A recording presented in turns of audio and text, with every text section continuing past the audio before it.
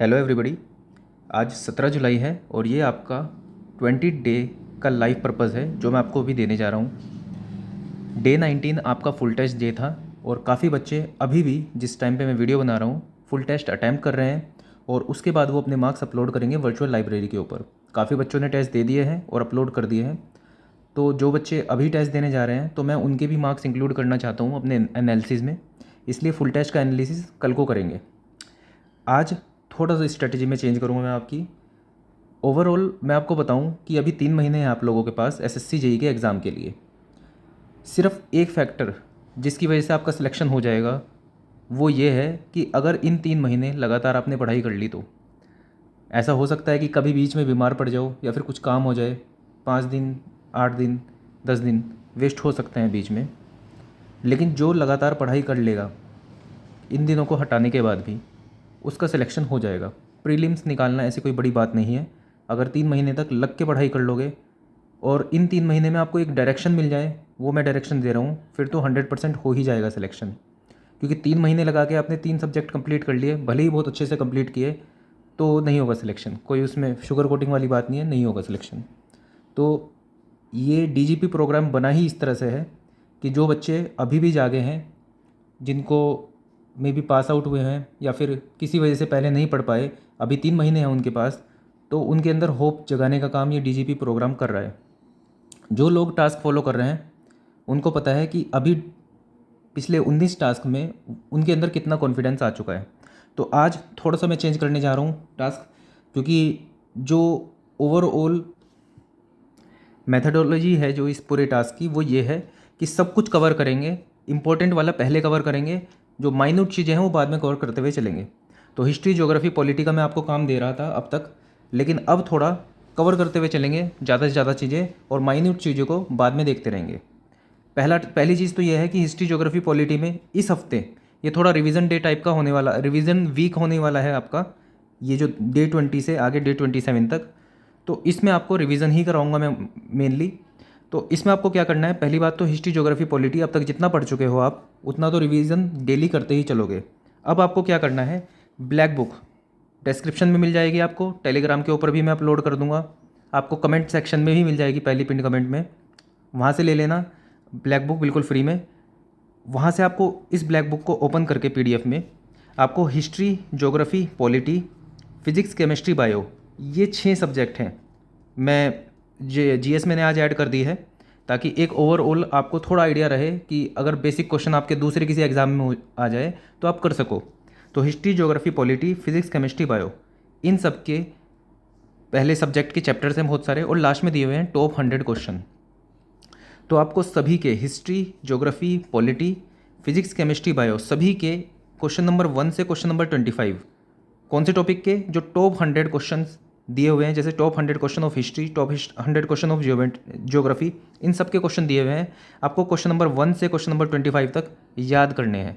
अब ये टॉप 100 हैं तो इनको आप ये नहीं कर सकते कि छोड़ दूँ मैं, याद ना करूँ, याद ही करने हैं, रटने हैं बिल्कुल, और आज आज ही रटने हैं इनको। और ऐसा नहीं है कि सिर्फ पीडीएफ में से देख लिए, जितनी बार लिखोगे उतने अच्छे से याद होंगे। तो इस चीज़ में घबराओ मत कि बहुत कम टाइम है, इतना ज़्यादा लिखूंगा तो टाइम, इस टाइम को काउंट मत करो। टाइम वो काउंट होना चाहिए जो आप इधर उधर डिस्ट्रैक्शन में लगा देते हो, तब आप बिल्कुल नहीं सोचते हो कि मेरे 2 घंटे वेस्ट हो गए, ये मैंने ये काम कर दिया। अगर उस टाइम पे भी कॉन्शियसली सोचने लग जाओ आप कि यार ये तो कुछ काम आने वाला नहीं है मेरा, ये डिस्ट्रैक्शन, इसको छोड़ता हूँ, पढ़ाई कर लेता हूँ। पढ़ाई में चाहे अनइम्पोर्टेंट चीज़ भी पढ़ लो आप, कोई दिक्कत नहीं है, लेकिन डिस्ट्रैक्शन में भी आप लगा देते हो, उसमें तो नहीं सोचते हो ना आप लोग कि यार ये तो मेरे कुछ काम नहीं आने वाला। तो सिंपल सी बात बता रहा हूँ, जितना लिख लिख के देखोगे उतना ही याद होगा, कोई शॉर्टकट नहीं है, बार बार पढ़ना पड़ेगा, बार बार रिवीजन करना पड़ेगा, तभी चीज़ें याद होंगी। सबको ऐसे ही होती है, आपको भी ऐसे ही होंगी। तो क्वेश्चन नंबर 1 से क्वेश्चन नंबर 25 तक इन सबके याद कर लेना, आज ही याद कर लेना, कल पे मत छोड़ना। रीजनिंग में थोड़ा सा और चेंज किया है मैंने, हर दिन मैं आपको कुछ टॉपिक्स दे रहा था करने के लिए, आज सीधा स्ट्रेट फॉरवर्ड आपको 50 क्वेश्चन सोल्व करने हैं। अब मैं आपके अंदर थोड़ी सी आदत ये डालने वाला हूँ, ये एक प्रैक्टिस करवाना चाहता हूँ आपको कि आप अब टाइम रिड्यूस करो अपना। पिछले 19 दिन से आप टॉपिक वाइज चीज़ें कर रहे हो, तो आपके थोड़े टॉपिक्स पक्के हो गए होंगे जो आपके पहले वीक हुआ करते थे। तो अब डे 20 पे आपको क्या करना है, एक लिंक मैं आपको नीचे दे दूंगा, उस पर क्लिक करना है। एक पेपर खुलेगा आपके सामने, उसके अंदर 1 से लेकर 50 क्वेश्चन होंगे। टाइमर लगाने के बाद, टाइमर लगा के आपको वो क्वेश्चन पेपर पूरा सोल्व करना है। टाइमर नहीं, मैं कहूँगा स्टॉप वॉच लगा के देखना, कि स्टॉप वॉच लगा के कि आप कितना कर पा रहे हो। मतलब आपकी मर्जी है, जैसा आप करना चाहो वैसे कर सकते हो। या तो स्टॉप वॉच लगा के ये देख लो कि कितनी देर में सोल्व कर पा रहे हो, या फिर अपने आप को चैलेंज करो कि 1 घंटे का टाइमर लगाया कि 1 घंटे में मुझे सोल्व करना है। दोनों में से कुछ भी आप कर सकते हो। तो वो पेपर आपको वहाँ से मिल जाएगा, वही पेपर अटैम्प्ट करना है। देखना, बाद में सॉल्यूशन भी देख लेना, आंसर भी देख लेना उसके। और रीजनिंग में इस चीज़ का ध्यान रखो कि जो क्वेश्चन नहीं कर पाते हो उसकी एक अलग से कॉपी बनाओ और उसको लिख लो, क्योंकि वही सब क्वेश्चन आने वाले हैं, वही सब लॉजिक लगने वाला है कि स्क्वायर करना है कि क्यूब करना है, ये सब चीज़ें। तो जो चीज़ नहीं कर पाए हो अभी, वो बाद में भी शायद ना कर पाओ, इसलिए उसको लिख के रखो और बार बार पढ़ो उस चीज़ को। रीजनिंग में आपको ये करना है। अगर आप DDA JEE की भी तैयारी कर रहे हो, आज आप एप्टीट्यूड में टाइम एंड वर्क और HCF LCM के क्वेश्चन प्रैक्टिस कर लेना। ये आपका नॉन टेक वाला पार्ट हो गया। अब चलते हैं टेक्निकल। आज है आपका हैंडबुक स्पेशल डे। जैसे कि मैंने कहा, मेथोडोलॉजी ये है कि सब कुछ मैं आपको कवर करवा दूंगा। 1 महीने के अंदर आपको ऐसा लगेगा कि पूरा सिलेबस मैंने ऊपर पर से तो देख ही लिया है। तो वही चीज़ उसी साइड एक स्टेप है मेरा, टेक्निकल हैंडबुक स्पेशल डे। इसमें क्या है, आपको ये किताब भी आपको ख़रीदने की ज़रूरत नहीं है, आपके पास हो बहुत अच्छी बात है। अब ये मत कहना कि आपके पास कोई और किताब है, इसलिए मैंने यहाँ पे चैप्टर नेम लिख दिए, आप उसके हिसाब से देख सकते हो आपके उसमें जहाँ पे भी ये चैप्टर हो। नहीं हो तो खुद से मैनेज कर लेना, देख लेना कहाँ पर है। मैं अपने हिसाब से कर रहा हूँ। GKP की बुक मेरे पास PDF में पड़ी है, उसके हिसाब से मैं आपको बताऊँगा।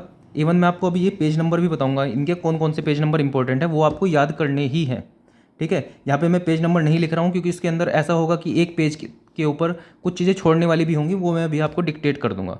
तो ध्यान से पेन कॉपी उठा के बैठ जाओ, और GKP की जो अगर आपके पास बुक हो तो सीधा वहाँ पे ही नोट कर लेना। मैं आपको बताने वाला हूँ कि कौन कौन से पेज आपको करने हैं।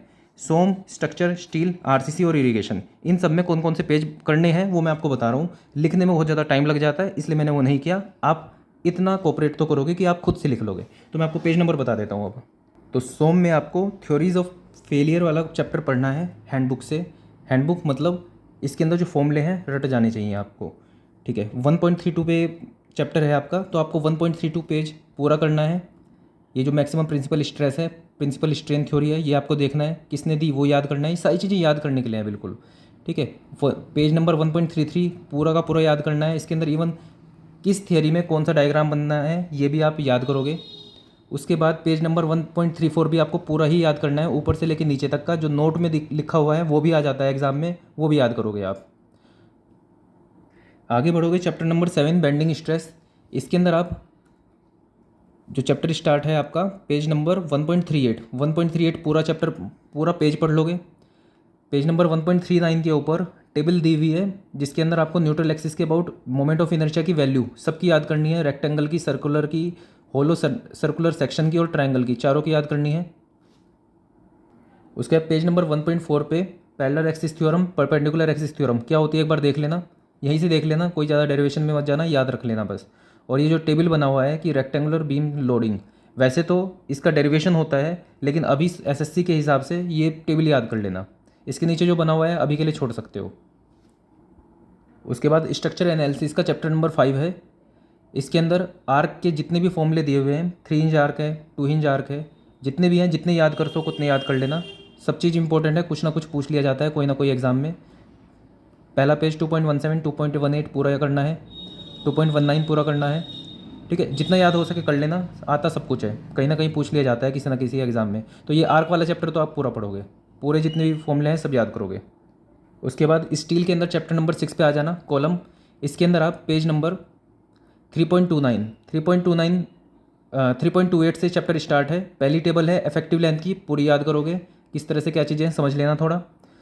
नीचे वाली जो टेबल है effective length of prismatic compression, इसको भी याद कर लोगे आप। उसके बाद अगले पेज पे आपके पास स्लेंडरनेस रेशो की टेबल है, पेज नंबर 3.29 पे, उसको याद करोगे पूरी। नीचे थोड़ी सी थ्योरी लिखी हुई है टाइप ऑफ बकलिंग की, इसको भी याद कर लोगे। उसके बाद पेज नंबर 3.30 पे ये सब छोड़ देना, कोई याद नहीं करना, कुछ नहीं करना, 3.30 पूरा छोड़ देना। 3.31 पे ये Perry Robertson approach, Perry Robertson नाम याद रख लेना, काम आएगा, एक क्वेश्चन है इसका भी ऑब्जेक्टिव। हाँ, इसके अंदर पेज नंबर 3.31 पे ये जो इम्परफेक्शन फैक्टर है अल्फा, बकलिंग क्लास, ABCD चारों की वैल्यू बिल्कुल रट लोगे। ए की वैल्यू क्या होती है 0.21, 0.34, 0.49, 0.76 याद रख लोगे बिल्कुल। कोई फॉर्मूला बाकी कोई याद नहीं करना इसके अंदर। पेज नंबर 3.32 पे आप सीधा design recommendation for tag riveting पाओगे। इसके अंदर जो आपके पास पॉइंट नंबर 1 है, लैम्डा की वैल्यू 40 से ज़्यादा होती है, 0.6 लैम्डा होल से ज़्यादा होती है, इस पॉइंट को याद कर लोगे। पॉइंट नंबर 2 छोड़ दोगे, पॉइंट 3 छोड़ दोगे, 4 बी छोड़ दोगे, सीधा आप आओगे लेसिंग के ऊपर। ये आपका पेज नंबर 3.33 पे है। लेसिंग में आप आओगे, पेज जो इसका पहला पॉइंट है 40 से 70 डिग्री याद करोगे, सेकंड पॉइंट याद करोगे, थर्ड पॉइंट याद करोगे, फोर्थ याद करोगे, फिफ्थ पॉइंट छोड़ दोगे, सिक्स पॉइंट याद करोगे, थिकनेस ऑफ लेसिंग बार। उसके बाद डिज़ाइन ऑफ लेसिंग छोड़ दोगे, आगे बढ़ोगे। उसके बाद बैटन्स आएंगे। बैटन्स में आप पेज नंबर 3.35 पे पहला पॉइंट याद करोगे, सेकंड याद करोगे, थर्ड याद करोगे, फोर्थ भी याद कर लोगे और फिफ्थ भी याद करोगे आप। और ये जो नोट लिखा हुआ है battens are design only for axial loading, ये भी याद करोगे। ठीक है, आगे चलते हैं। डिज़ाइन ऑफ बैटन्स अभी के लिए छोड़ देना, आगे बढ़ते हैं। आरसीसी में चैप्टर नंबर 7 पे आओगे आप। 4.31 पेज नंबर पे है ये। इसके अंदर इफेक्टिव स्पैन डेफिनेशन दे रखी है, सिंपली सपोर्टेड की, कंटिन्यूस की, कैंटिलीवर की। तीनों याद रखोगे कि एल इफेक्टिव क्या होता है, सिंपली सपोर्टेड में क्या होता है, कैंटिलीवर में क्या होता है, कंटिन्यूस में क्या होता है। एग्जैक्ट बिल्कुल सेम टू सेम याद करोगे, बना के देख लेना, रट लेना। उसके बाद नोट जो लिखा हुआ है उसको भी देख लोगे एक बार। डिफ्लेक्शन की वैल्यू याद रखोगे, 250 स्पैन बाई 250 कब होती है, स्पैन बाई 350 कब होती है, याद करोगे इसको। पेज नंबर 4.32 पे कंट्रोल ऑफ डिफ्लेक्शन पूरा याद करोगे। ये जितनी वैल्यू लिखी हुई है पूरा पेज याद करना है आपको ये। उसके बाद पेज नंबर 4.33 मॉडिफिकेशन फैक्टर एक बार देख लेना, याद करने की जरूरत नहीं है, समझ लेना, पूछ लिया जाता है कॉन्सेप्चुअल वाइज। ठीक है, एक बार देख लेना, याद करने की कुछ जरूरत नहीं है इसके अंदर। बस ये देख लेना कि के की वैल्यू बढ़ती है कम होती है इस एरिया ऑफ स्टील से, तो उसके रेस्पेक्ट में एक बार ग्राफ जरूर देख लेना कि बढ़ रहा है कि घट रहा है। आगे चलते हैं। पेज नंबर 4.34 इसके अंदर slenderness limit to ensure lateral stability. ठीक है, याद कर लेना बिल्कुल, दोनों ही पॉइंट इंपॉर्टेंट है। Continuous beam, simply supported beam और कैंटिलीवर बीम का क्या क्या होता है ये याद रख लेना। उसके बाद स्टील रीइंफोर्समेंट, ठीक है, टेंशन रीइंफोर्समेंट, कंप्रेशन रीइंफोर्समेंट बिल्कुल याद कर लेना। साइड रीइंफोर्समेंट याद कर लेना। और उसके बाद ये आपने पहले भी पढ़ा होगा, एनवायरमेंटल कंडीशन के हिसाब से जो आपका ग्रेड होता है और नॉमिनल कवर क्या क्या होता है वो याद कर लेना। पेज नंबर 4.35 बहुत ज़्यादा इंपॉर्टेंट है, आपको एक बार पढ़ लेना, नोट कर लेना, तुरंत से याद नहीं होगा लेकिन बाद में याद करना ही पड़ेगा, तो बार बार पढ़ते रहना इसको। एक ना एक दिन याद करना ही पड़ेगा आपको तो, लेकिन एकदम से याद नहीं होती है वैल्यू, तो लिख जरूर लेना अपनी कॉपी में। ठीक है, ऐसे ही 4.36 है, इसके अंदर भी सभी चीज़ें इंपॉर्टेंट है। इसके अंदर ये बस एक बार देख लेना कि डाया ऑफ रीइंफोर्समेंट कौन कौन सा यूज़ करते हो, प्रैक्टिकल पर्पज़ है। ठीक है, इसमें ये होता है कि ब्लंडर ना करो आप, कि जैसे आपने डाया 15 चूज़ कर लिया तो 15 नहीं होता डाया, तो इस हिसाब से मैं बता रहा हूँ। 4.36 पेज नंबर ऐसा कुछ जो इसके अंदर शेयर के लिए जो कंडीशंस दी हुई हैं बस वो याद कर सकते हो, बाकी कुछ नहीं है। उसके बाद 1 वे स्लैब 2 वे स्लैब में डिफ्रेंशिएशन याद कर लोगे देख के। उसके बाद पेज नंबर 4.37 में सिर्फ मिनिमम रिइंफोर्समेंट इन स्लैब ये याद कर लेना। मैक्सिमम डायमीटर जो होता है वो 1/8 डेप्थ से ज़्यादा होना चाहिए, सॉरी कम होना चाहिए, ये देख लेना। और मैक्सिमम डिस्टेंस बिटवीन बार, स्पेसिंग देख लेना क्या होती है, ये शायद गलत लिखी हुई है यहाँ पे, सेकेंडरी डिस्ट्रीब्यूशन बार, इसको करेक्ट कर लेना। बस यहाँ तक करना है आपको इस चैप्टर में। पेज नंबर 4.38 अभी के लिए छोड़ देना। नेक्स्ट इरिगेशन के अंदर ग्रेविटी डैम्स पे आओगे आप, चैप्टर नंबर 8 पे। ये आपका 12.23 पेज नंबर पे है। जो पहला पेज है उसके अंदर बेसिक चीज़ें बता रखी है, एक बार पढ़ लेना, समझ में आ जाएंगी चीज़ें। और forces acting on gravity dam एक बार देख लेना, इसको समझ में आ जाएंगी, याद करने लायक चीज़ें हैं। ठीक है, उसके बाद 12.34 पेज नंबर पे देख लेना बस एक बार। और ये जो डायग्राम है, जो ड्रेनेज गैलरी है जहाँ पे लगती है वहाँ पे कितना प्रेशर लगता है अपलिफ्ट, वो देख लेना एक बार। अर्थक्वेक फोर्स पढ़ना है आपको, ये जो वैल्यू है पी की वैल्यू पी इजकल टू 0.555 की H gamma water H hydrodynamic pressure याद करना है आपको। उसके बाद कहाँ पे एक्ट करता है 4H/3 याद करना है 12.25 पेज पे।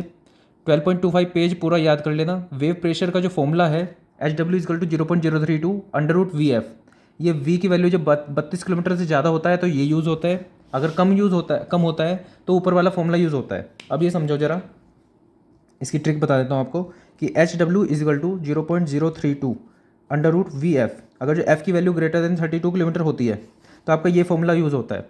अगर F की वैल्यू लेस देन 32 किलोमीटर हुई तो इसका दूसरा फॉर्मूला यूज़ होता है। इतनी सी बात ध्यान रखनी है आपको, एग्जाम में आता है ये क्वेश्चन, आपके पास 32 से वैल्यू कम वाला देते हैं उसके अंदर, तो आपको क्या करना है कि 32 यूज़ करके ही आपको ये वैल्यू निकाल लेनी है।